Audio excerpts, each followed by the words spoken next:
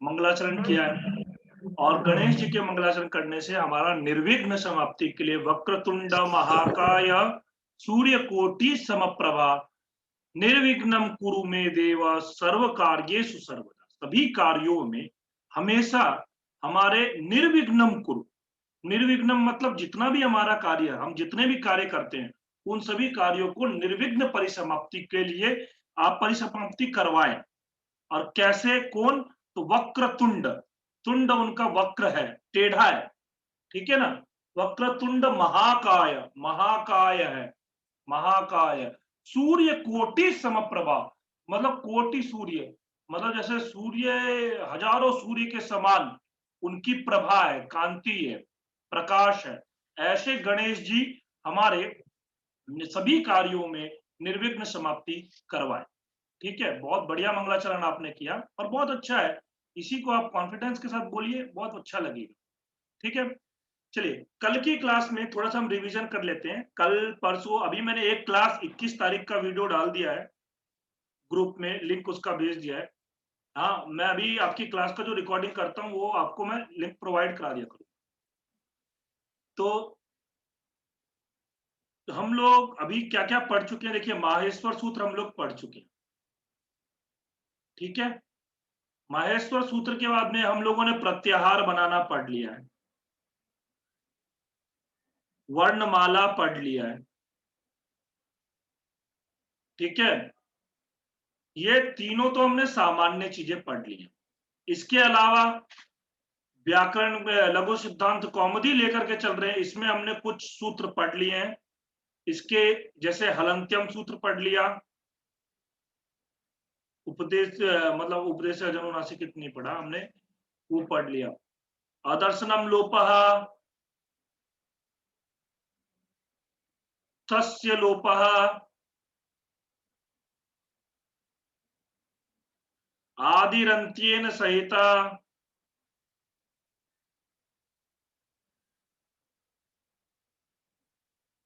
उच्चैरुदात्तः,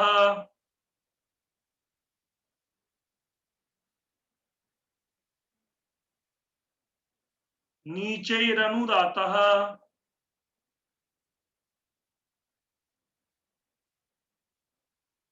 फिर उसके बाद में समाहारः स्वरितः,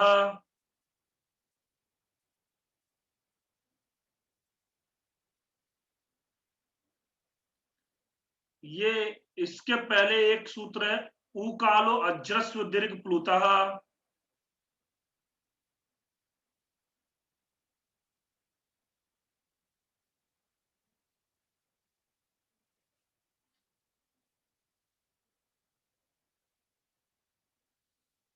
तो ये सारे सूत्र हमने पढ़ लिए। देखिए मैं सूत्र भी पढ़ा रहा हूं क्योंकि क्या एग्जाम की दृष्टि से तो सूत्र इतने इंपॉर्टेंट मुझे लगता है कि टीजीटी के अंदर में नहीं पूछते हैं, पीजीटी के अंदर पूछते हैं, पर टीजीटी के अंदर ये सूत्र नहीं है। परंतु जब हम सूत्र पढ़ते हुए चलते हैं तो हमें बहुत सारी चीजें क्लियर होते हुए चलती है। ठीक है, और इसीलिए पाणिनि मुनि ने सूत्र के माध्यम से पूरा व्याकरण जो है एक मतलब इकट्ठा करके पूरा व्याकरण उन्होंने सूत्र माध्यम में बनाया। ठीक है, इसी कारण से हमने ये मंगलाचरण देख लिया था। अच्छा, एक प्रश्न मैं आपसे पूछता हूँ, मंगलाचरण किस प्रकार का मंगलाचरण है? ये 3 प्रकार के मंगलाचरण होते हैं, आशीर्वादात नमस्कारात्मक, आशीर्वादात्मक और आपका वस्तु निर्देशक। सर नमस्कारात्मक भी है और आशीर्वादात्मक भी है। हाँ बिल्कुल, नहीं, नमस्कारात्मक भी है और आशीर्वादात्मक वस्तु नहीं है, वस्तु निर्देशात्मक। हाँ बिल्कुल, ये दोनों प्रकार का मंगलाचरण है। ये आपका ऊपर वाली पंक्ति जो है वो नमस्कारात्मक है, नीचे वाली पंक्ति आपकी वस्तु निर्देशक। और माहेश्वर सूत्र कितने होते हैं? 14। अभी देखोगे आप लोगों में से कुछ लोगों का टीजीटी यूपी टीजीटी का एग्जाम होगा। ठीक है, यूपी टीजीटी के एग्जाम के अंदर में माहेश्वर सूत्रों से प्रश्न पूछे जाते हैं। जैसे मान लीजिए आपसे ऐसा प्रश्न पूछ लिया, हल प्रत्याहार कितने माहेश्वर सूत्रों से मिलकर के बनेगा, ऐसा प्रश्न। तो इस प्रकार के प्रश्न छोटे प्रश्न हैं और ये लगभग मुझे लगता है कि आप लोग आराम से कर लोगे, गिन भी सकते हो। देखो 1 2 3 और 4 इसको छोड़ दोगे तो फिर बाकी 10 प्रत्याहारों से मिलकर के बनता है। ठीक है, इस प्रकार के बहुत से प्रश्न आपके प्रत्याहारों से भी बन सकते हैं। अच प्रत्याहार, हल प्रत्याहार वो देते हैं। 1 या 2 क्वेश्चन तो निश्चित रूप में होगा प्रत्याहारों के ऊपर आपके टीजीटी का जो एग्जाम होगा यूपी का। और बाकी हमारे वाले जो डीएसएसबी टीजीटी के अंदर में प्रत्याहारों से प्रश्न पूछने की संभावना रहती है।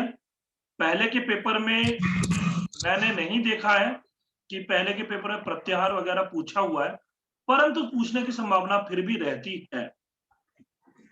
ठीक है, और एशाम अंत्य हिता मैंने बता दिया था, इन सब का अंत्य जो तहित होता है हकारादिषु अकारः, अकार आदियों में जो अकार है वो उच्चारण के लिए, और उपदेशे अंत्यम अलित्यात् मतलब अंत्य उपदेश के जो हल है उसकी इत संज्ञा होती है। अदर्शनम लोपा, बिना दर्शन जो दर्शन नहीं होता उसका लोप हो जाता है। तस्य लोपा जिसकी इत संज्ञा हुई है उसका लोप हो जाता है। आदिरंत्यन संहिता आदि ही और अंत्य के साथ में इत संज्ञा होकर के प्रत्याहार बनता है। ठीक है, और यहाँ पर 42 प्रत्याहार गिनाए गए हैं। उन सभी प्रत्याहारों को देखो। प्रत्याहार बनाने का फायदा क्या है? अन प्रत्याहार तो ड्रॉ लोपे पूर्वस्य दीर्घोअणा, अक प्रत्याहार आकाश वर्णे दीर्घा, अच प्रत्याहार इको यणचि, अट प्रत्याहार सच्छो अटी, अण प्रत्याहार अनुदित सवर्ण से चा प्रत्याहार। ये सारे के सारे जो हैं आपके इसमें प्रयोग होते हैं।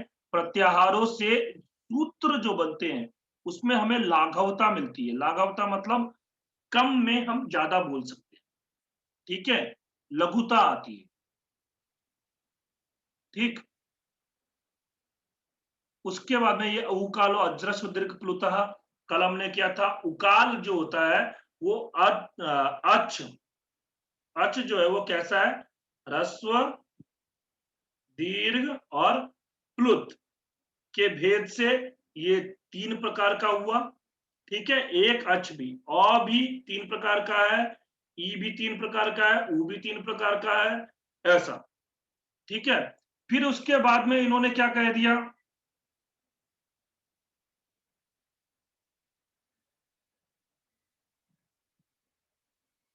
उच्चैरुदाता, उच्चैरुदाता, निचैरनुदाता और समाहारः स्वरितः। जो तालु आदि के ऊपर के भाग से बोला जाता है वो होगा उच्चैरुदाता। हाँ, और जो नीचे के भाग से बोला जाता है उसको बोलते हैं अनुदाता, नीचे अनुदाता। और समाहार स्वरिता जो बीच से बोला जाता है, दोनों का समाहार जहां पे होता है, बीच में से जो बोला जाता है उसको बोलते हैं हम स्वरित। तो 3 प्रकार के होते हैं। हम लोग अभी जैसे अभी मैं जैसे बोलता हूँ, हाँ आप लोग भी जैसे बातचीत करते हो, तो हम लोग इतना उदात्त अनुदात्त स्वरित पर ध्यान नहीं देते। हम लोगों को पता ही नहीं चलता कौन सा उदात्त है, कौन सा स्वरित है, कौन सा अनुदात्त है। कभी हम लोगों ने, मुझे लगता है कोई भी ध्यान नहीं देता है। परंतु जब वैदिक प्रयोग देखते हो, वैदिक प्रयोग के अंदर में आप देखोगे उदात्त अनुदात्त और स्वरित, इसमें बहुत ध्यान दिया जाता है। अगर आप, मैं आज ही पढ़ा रहा था, सानच प्रत्यय बनता है, एक शब्द है यजमानः, एग्जाम में आया हुआ प्रश्न है यजमाना में कौन सा प्रत्यय होगा। तो मुझे भी लग रहा था सानच प्रत्यय होगा, परंतु एक छात्रा है उसने बताया नहीं सर सानन प्रत्यय होगा। सानन प्रत्यय और सानच प्रत्यय दोनों में रूप समान ही होगा, परंतु क्या होता है, सानच जो होता है वो उदात्त हो जाता है, और ये जो नहीं, सानच जो होता है वो हाँ सानच उदात्त हो जाता है और ये अनुदात्त हो जाता है। अब ये सानन क्यों किया? क्योंकि वहां पर यजमाना शब्द में अनुदात्त करना। अब इतनी गंभीर बातें सोच करके, क्योंकि आप देखोगे जब व्याकरण महाभाष्य इत्यादि पढ़ोगे वहां पर आता है स्थूल पृशति, स्थूल पृशति, तो स्थूलानि पृशन्ति यस्य स या स्थूल स्थूल पृषति स्थूल स्थूलाः स्थूल एक मिनट स्थूलायाः पृषति स्थूलायाः पृषति, ऐसा ये दो प्रयोग मिलते हैं। अब एक में तत्पुरुष होता है, एक में बहुव्रीहि होगा। तो अब बहुव्रीहि होगा या तत्पुरुष होगा, ये अर्थ कैसे पता लगेगा? अगर उदात्त हो जाएगा, अगर अंतिम उदात्त होगा तो बहुव्रीहि, अगर पूर्व उदात्त होगा तो तत्पुरुष। अब ये सब चीजें पता लगने के लिए हम लोग तो कुछ नहीं लिखते, हम लोग अपना जो मर्जी आता है बोलते हैं। परंतु वैदिक प्रयोगों के अंदर में आप जब वेद मंत्रों को देखोगे, उसमें एक चिन्ह नीचे होता है, एक चिन्ह ऊपर होता है और दो चिन्ह नीचे होते हैं, कहीं कहीं पर चिन्ह नहीं होते हैं। तो वो सब चीजें कैसे पता लगता है? वो उदात्त, अनुदात्त और स्वरित के लिए चिन्ह होता है। उसी से हम जब वैदिक मंत्रों का प्रयोग करते हैं तो ऐसे ले जाते हैं, फिर नीचे लाते हैं, फिर यहाँ नीचे ले जाते हैं, फिर यहाँ लाते हैं, फिर ये ऐसे साइड में ले जाते हैं, ऐसे करते हैं, ऐसे करते हैं, कभी ऐसे करते हैं, कभी यूं करते हैं, बहुत सारी चीजें वो करते हैं। क्यों? उससे हमारे स्वरों का पता लगता है। ठीक है, ये चीजें सामान्य बातें हैं और ये बातें आपको पता होनी चाहिए। तो इसलिए मैंने थोड़ा सा बताया है उदात्त, अनुदात्त और स्वरित क्या होता है। जब हम तालु आदि जो हमारे उच्चारण स्थान है, उन उच्चारण स्थानों के ऊपर के भाग से जब हम बोलते हैं तो वो होता है उदात्त। नीचे के भाग से जब बोलते हैं तो उसको बोलते हैं अनुदात्त, और जब बीच से बोलते हैं तो उसको बोलते हैं स्वरित। ठीक है, अब ये 9 प्रकार का हो गया, कल मैंने यहां तक बताया था। 9 प्रकार कैसे हो गया आप लोग देख सकते हो।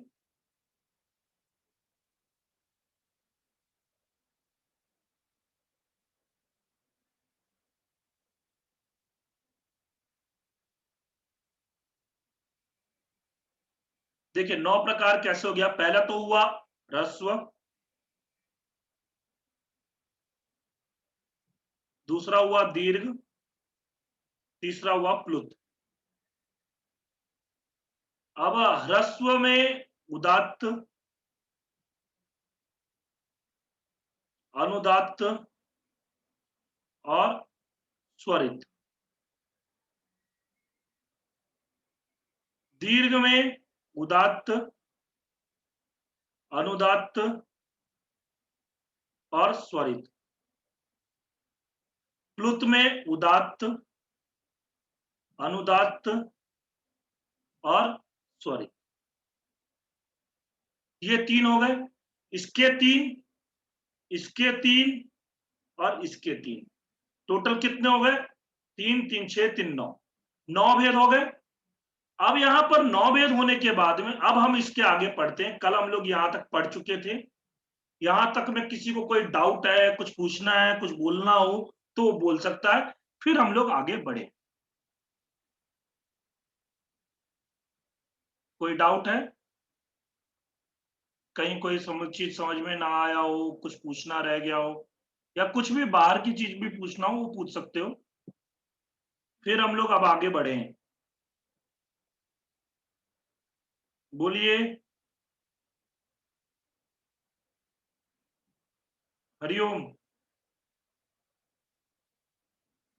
बोलिए, डाउट है या नहीं है? No doubt sir. नहीं। चलिए, फिर नहीं है तो फिर हम आगे बढ़ते हैं। मुख नासिका वचनो अनुनासिका, मुख सहित नासिकयो उच्चार्यमाना वर्णो अनुनासिक संज्ञा स्यात्। अब देखिए, इसके पहले एक वाक्य लिखते हैं। स नवविधो अपि, वो जो 9 प्रकार का भी है ना, नवविधो अपि प्रत्येकम, प्रत्येकम अनुनासिक और अननुनासिक, अननुनासिक कत्वाभ्याम द्विधा। हाँ, वो जो होते हैं वो क्या होते हैं? प्रत्येक, जितने वो 9 हो गए ना भेद, वो सब अनुनासिक और अननुनासिक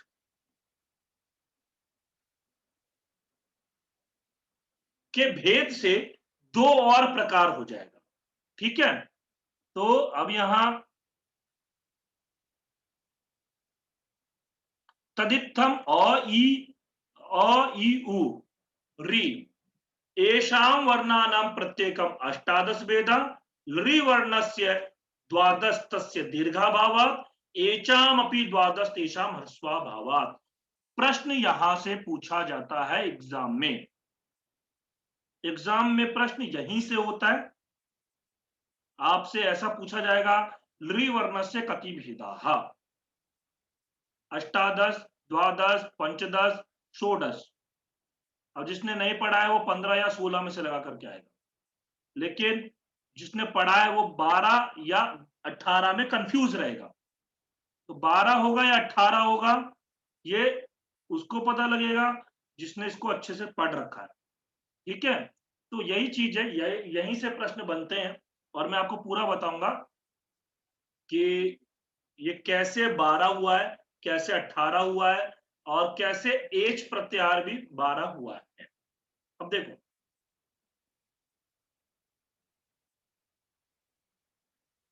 ये हुआ, ये 9 भेद तो हो गए। अब क्या बोलते हैं, अनुनासिक और अनानुनासिक भेद। तो उदात्त का अनुनासिक भेद हो जाएगा,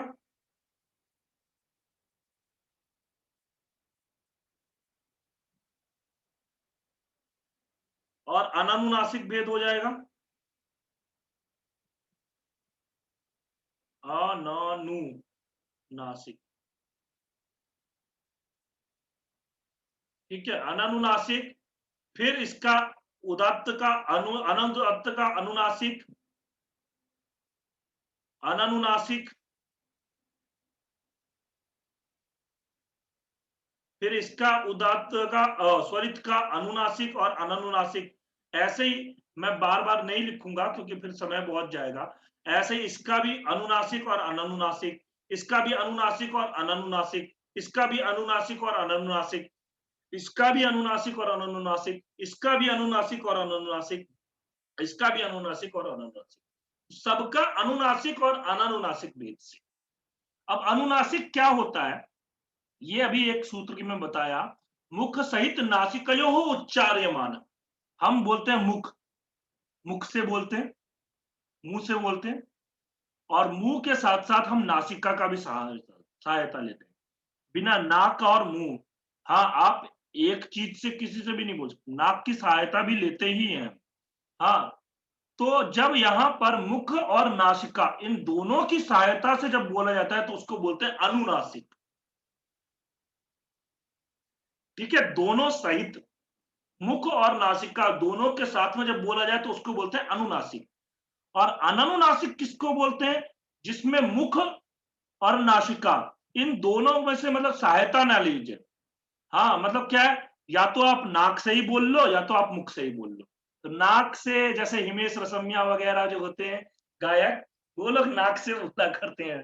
ठीक है ना, उनका पहले हिमेश रेशमिया बहुत फेमस हुआ था ना गायक, जब ये शुरू शुरू आया, शुरू शुरू में आया था तो ये इतना फेमस हुआ, ये नाक से गाया करता था।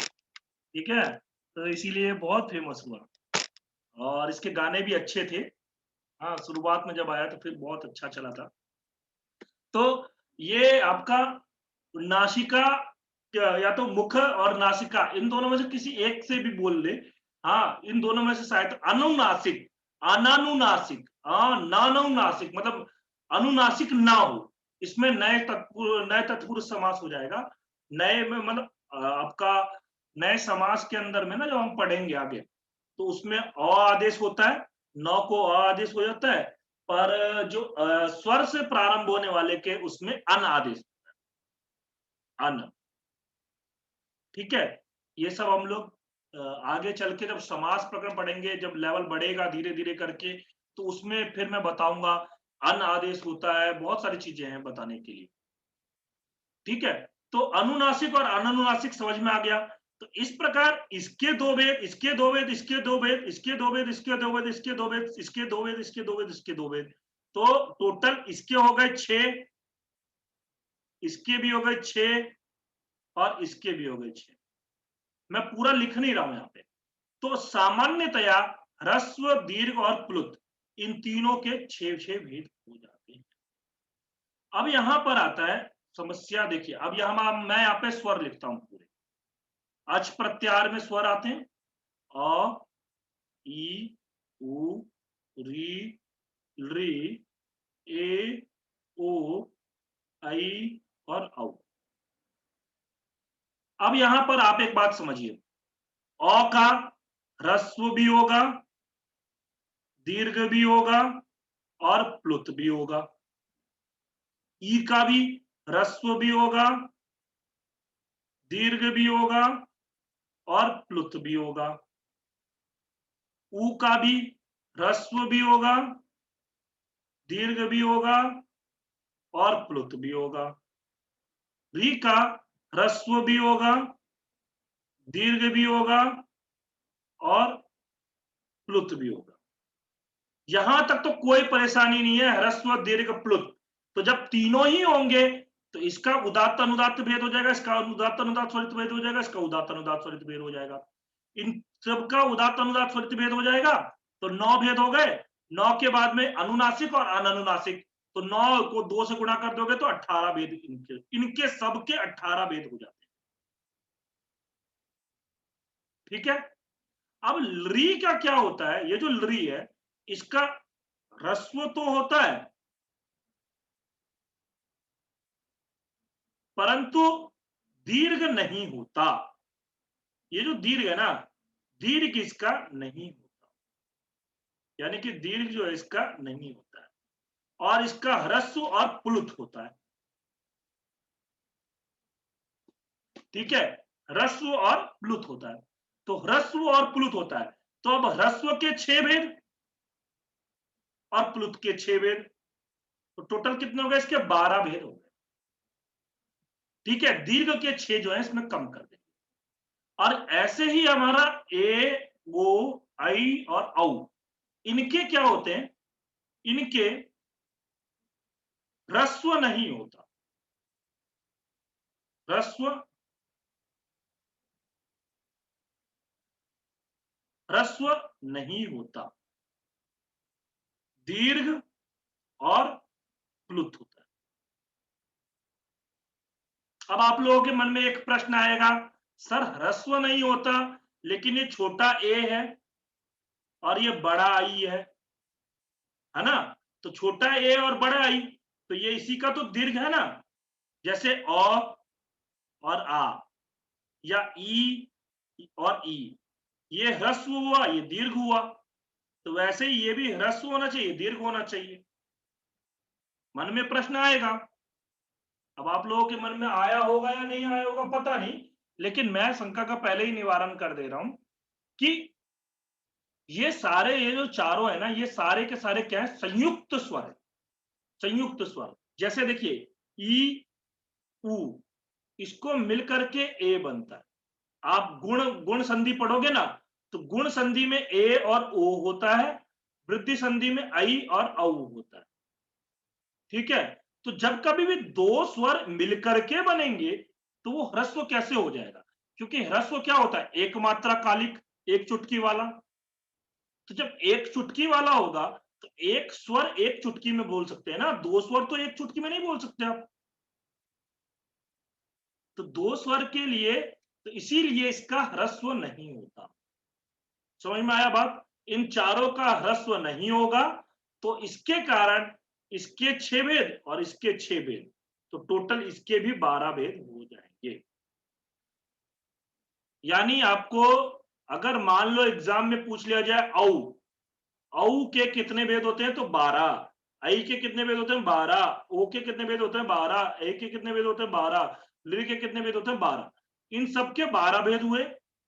और एग्जाम में कभी कभी पूछ लिया जाता है लृ वर्णस्य द्वादश भेदा भवन्ति किमर्थम, किस लिए? दीर्घाभावात, ह्रस्वाभावात, प्लुताभावात या इनमें से कोई नहीं, या अभावाभावात, ऐसा भी कर सकते हैं, अभावाभावात। ठीक है, तो इसमें क्या है? दीर्घ उसका नहीं होता, या ए ओ आई औ का ह्रस्व नहीं होता। आया समझ में? किसी का कोई डाउट है, कुछ बोलना है? हरिओम।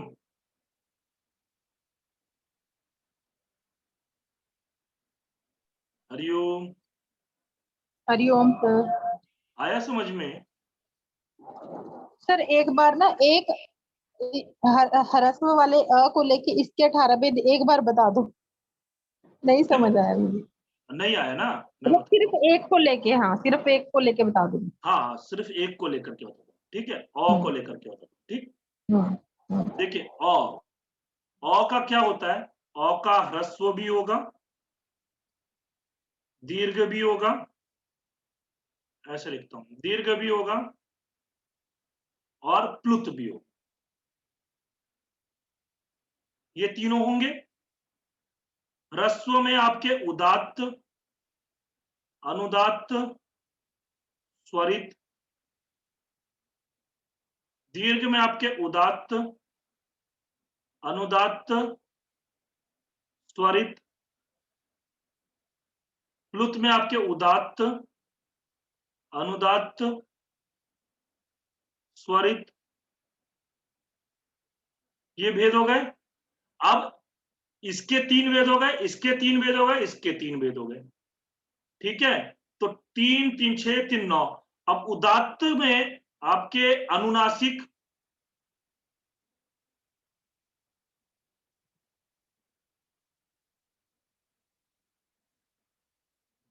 ठीक है सर, हो गया, क्लियर हो गया। ये हाँ हर एक के दो दो पार्ट आगे हो जाएंगे, 9 दूनी 18, ठीक। हाँ, अनुनासिक और अननुनासिक, ठीक है सर, ठीक। ऐसे करके आपके ये हो गए, इसके 2 भेद हो गए, अनुदात्त के 2 भेद, स्वरित के 2 भेद, तो ये 6 भेद इसके हो गए, 6 भेद इसके हो जाएंगे और 6 भेद इसके हो जाएंगे।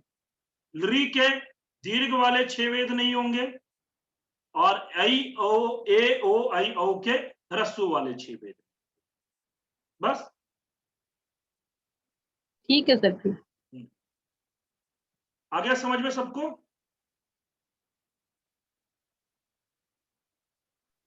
हाँ जी सर।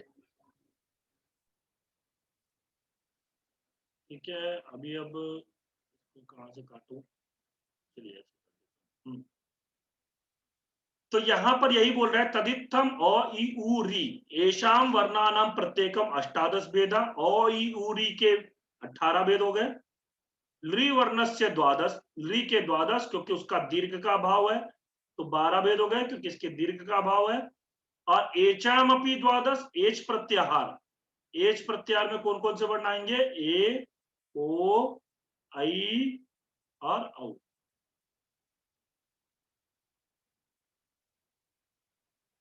ठीक है, ए ओ आई और औ। इसके कितने भेद हो गए, इसके हो गए आपके 12 भेद। हाँ, ये ह्रस्व का अभाव होने के कारण। यहां पर देखो समझाने के लिए ये 6 दे दिया है, इनका पूरा चार्ट दे दिया है समझाने के लिए, ठीक है। ये चार्ट आप लोग खुद से बना लो, नहीं बनाने की जरूरत नहीं है, दिमाग में समझ में आ गया बस बहुत है। चार्ट वगैरह क्योंकि आप बनाने के लिए पूछते नहीं है और ना तो कभी पूछने वाले हैं। बस आपके दिमाग में 18 भेद, 12 भेद, 12 भेद क्लियर है।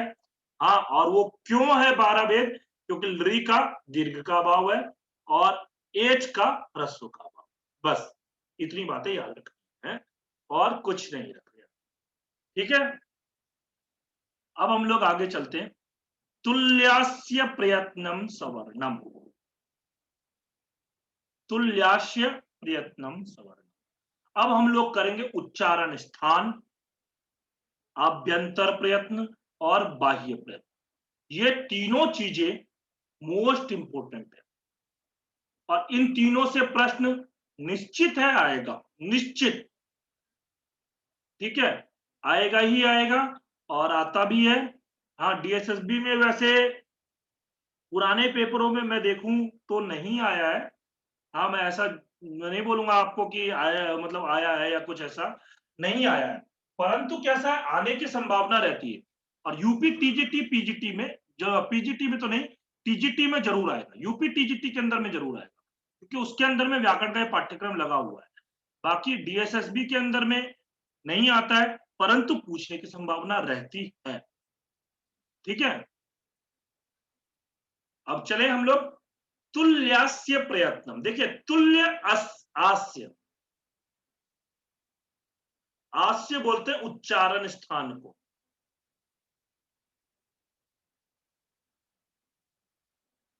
और प्रयत्न, जिसके उच्चारण स्थान और प्रयत्न दोनों तुल्य हो, बराबर हो या एक जैसे हो, उनके सवर्ण संज्ञा होती है। कौन सी संज्ञा होती है? सवर्ण संज्ञा।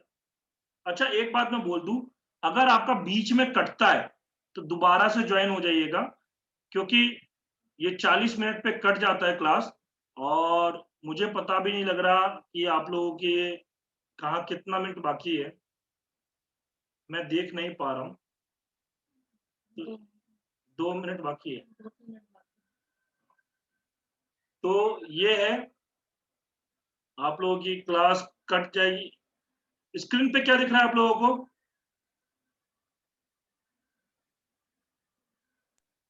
क्या जी सर? स्क्रीन पे क्या भेद दिख दिख रहा रहे है? हैं, भेद दिख रहे हैं सर। व्हाइट बोर्ड नजर आ रहा है जिसपे आपने भेद समझाए। अच्छा, वो दिख रहा है, हाँ जी। बुक नहीं दिख रही? नहीं सर। नहीं दिख रही ना, वही चीज है। व्हाइट बोर्ड और शेयर वाला ऑप्शन कहाँ गया, कुछ पता नहीं लग रहा।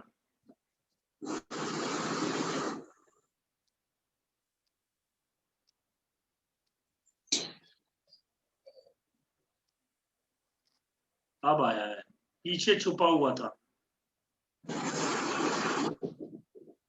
व्हाइट बोर्ड के पीछे छिप गया था। अब दिखा? नहीं सर। अब आ गया हाँ सर। ठीक है सर। वो व्हाइट बोर्ड के पीछे छिप जाता है, ऐसे कट जाएगा। अब क्लास 1 मिनट रह गया। तो जिसका उच्चारण स्थान और प्रयत्न दोनों तुल्य हो, प्रयत्न दोनों तुल्य हो, बराबर हो, उसको क्या, उसकी कौन सी संज्ञा होती है? सवर्ण संज्ञा होती है, सवर्ण संज्ञा। ठीक है, इसका वृत्ति देखे तो क्या मिलता है? तालवा दिशु